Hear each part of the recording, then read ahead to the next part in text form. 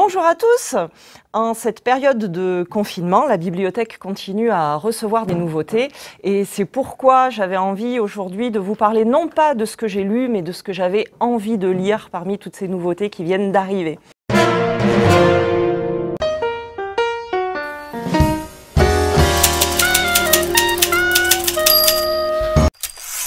Je triche un petit peu, je viens juste de commencer La mort d'une sirène de Ridal et Kaczynski.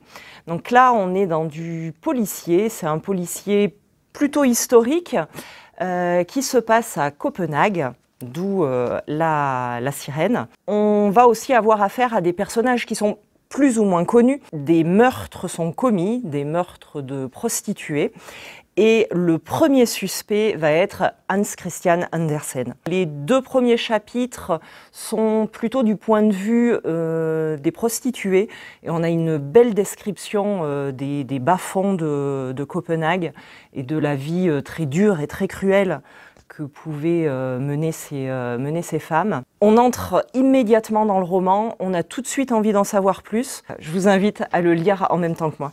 Parmi toutes les autres nouveautés que j'ai reçues, donc il y avait la commande de science-fiction. Alors il faut savoir que dans le rayon science-fiction de la majorité des bibliothèques, vous allez retrouver différents genres en fait. Science-fiction, ça va regrouper toutes les littératures de l'imaginaire. Donc science-fiction, fantasy, fantastique, horreur aussi, et puis parfois merveilleux. Et là, on vient de recevoir La mer sans étoiles d'Erin Morgenstern. C'est d'abord un très très bel objet, édité chez Sonatine.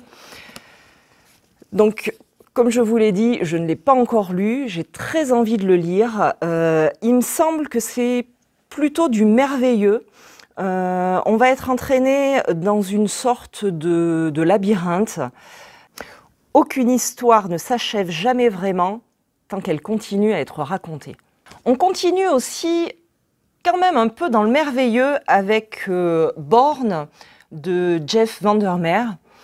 Bien qu'on soit situé ici dans un monde post-apocalyptique, où visiblement les survivants retrouvent des objets qui appartiennent donc à la civilisation qui les a précédés.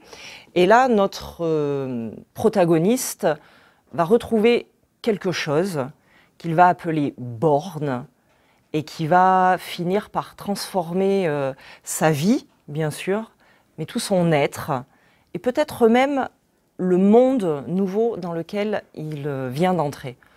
Et Born, je le trouve vraiment très très intriguant. À suivre. Ici, on est dans de la pure SF. Luce Baster, elle a le mérite d'être une femme et d'être française. Et de la bonne science-fiction écrite par une femme, finalement, on a vraiment envie d'en lire.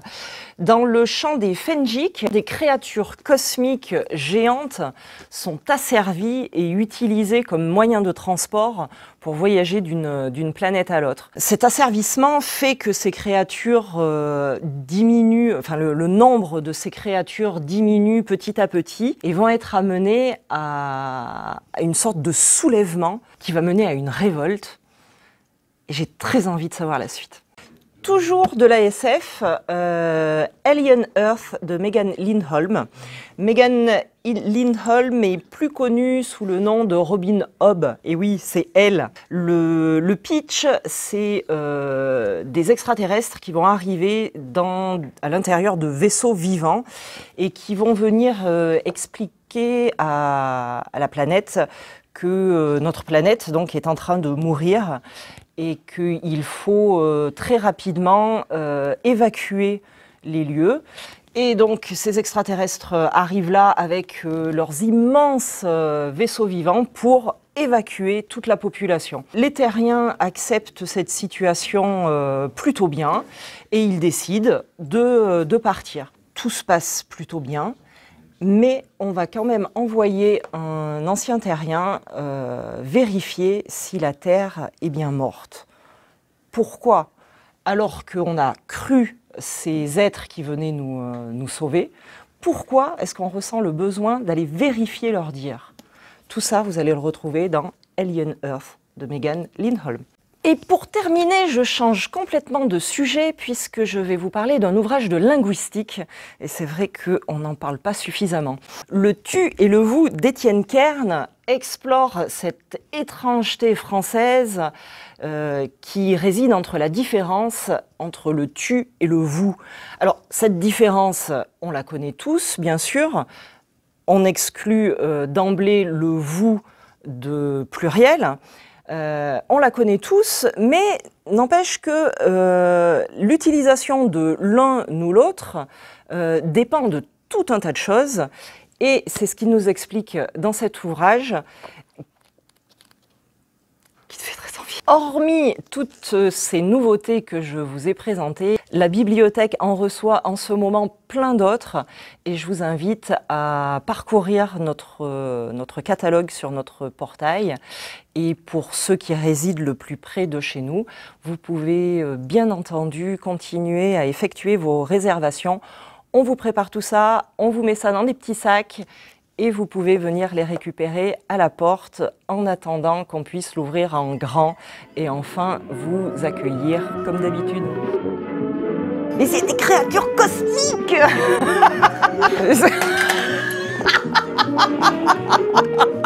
Et paf! Et c'est vrai qu'on n'en parle pas suffisamment. Alors, il y a peut-être un lien, hein, mais... Si tu m'appelles, j'ai mis la sonnerie du générique de Star Trek.